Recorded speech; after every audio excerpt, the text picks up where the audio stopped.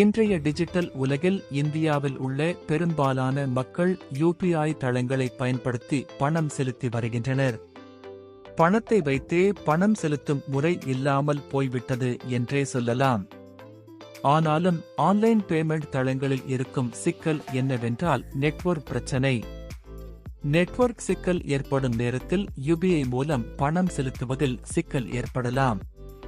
இது போன்ற சூழ்நிலைகளில் யுபிஐ கட்டணங்களை ஆஃப்லைனிலும் செய்ய முடியும். இந்த பதிவில் ஆஃப்லைனில் எப்படி யுபிஐ பரிவர்த்தனை செய்வது என்பது குறித்து பார்ப்போம். பெரும்பாலான நேரங்களில் ஹோட்டல்களுக்கு செல்வது, டிக்கெட் பெறுவது என பல்வேறு விஷயங்களுக்காக பணம் செலவு செய்ய இருக்கையில் திடீரென நெட்வொர்க் வேகம் குறைந்துவிடும் அல்லது நெட்வொர்க் வேலை செய்யாமல் போய்விடும். இது போன்ற சூழ்நிலைகளில் இணைய வசதி இல்லாமல் யுபிஐ பரிவர்த்தனை செய்வதற்கான ஆப்ஷனை அரசாங்கம் வழங்கியுள்ளது. இந்த ஆப்ஷன் இருப்பது பலருக்கும் தெரியாது.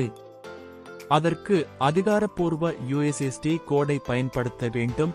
National payments corporation of India இந்த சேவையை தொடங்கியிருக்கிறது. இதை பயன்படுத்தி ஒருவர் எந்தவித இன்டர்நெட் வசதியும் இல்லாமல் பண பரிவர்த்தனை செய்ய முடியும். ஆன்லைன் பரிவர்த்தனையை போலவே பணம் அனுப்பலாம், பணம் பெறலாம், பேலன்ஸ் செக் செய்யலாம், யுபிஐ பின் நம்பரை மாற்றி அமைக்கலாம்.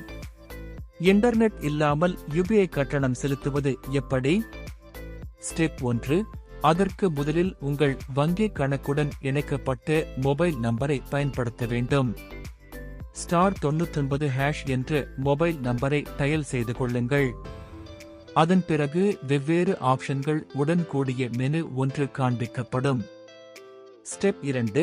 பணம் அனுப்புதல், பணம் பெறுதல், பேலன்ஸ் விவரங்களை சரி பார்த்தல், நிலுவையில் உள்ள கோரிக்கைகள், யுபிஐ பின் நம்பரை மாற்றுதல் என பல்வேறு சேவைகளை செய்ய முடியும். ஸ்டெப் 3. பணம் அனுப்ப 1 என்று டைப் செய்து சென்ட் என்பதை கிளிக் செய்யவும். ஸ்டெப் 4. பின்னர் பணம் அனுப்பும் முறையை தேர்ந்தெடுங்கள்.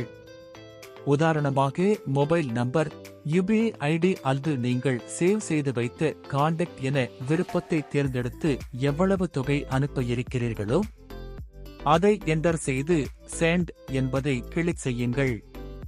ஸ்டெப் 5.